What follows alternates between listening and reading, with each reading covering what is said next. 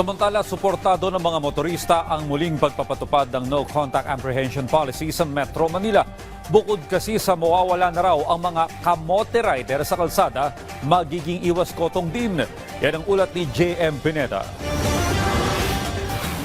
Naniniwala ang motorcycle taxi driver na si Jason na posibleng maging daan ang pagpapatupad muli ng No Contact Apprehension Policy sa pag-ayos ng trapiko sa Metro Manila. Pero dapat aniya, maabisuhan ang mga motorista ng maayos. Okay naman yun para sa mga kaayos na ng dali ng trapiko.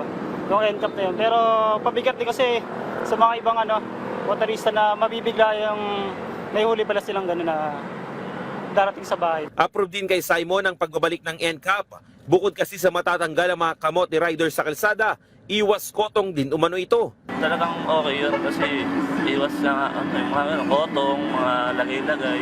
Karamihan sa mga motorista pabor sa pagbabalik ng No Contact Apprehension Policy o NCAP. Sa ilalim nito, tanging mga CCTV na nakakalat sa mga kalsada na hawak ng MMDA ang magiging mata ng ahensya.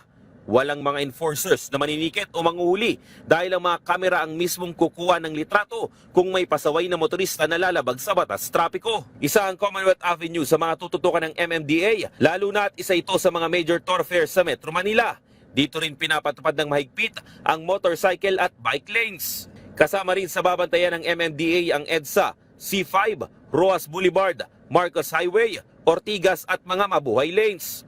Sa sobrang high-tech nga ng mga kamera, walang kawala ang mga kamote riders dahil kaya kasing i-zoom at makita ang mga plaka ng mga sasakyan. Ang mga traffic violations gaya ng no seatbelt, disregarding traffic signs, mabibilis at di maingat magpatakbo o reckless driving, illegal parking at iba pa ang mga tututukan ng ahensya na madalas gawin ng mga pasaway na motorista. 3,000 ang pinakamalaki na posibleng multa na kakaharapin ng mga motorista.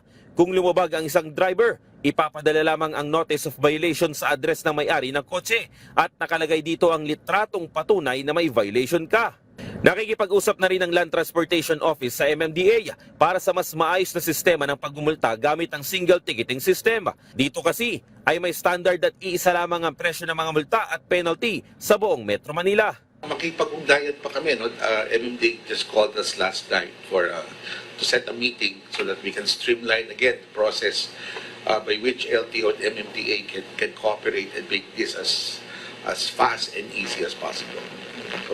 Pag-uusapan pa namin yung flow.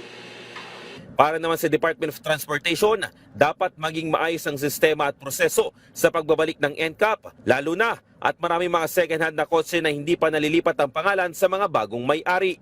Malaking bagay naman umano ang pagpapatupad nito para sa traffic management na gagawin ng MMDA habang isinasagawa ang EDSA rebuild.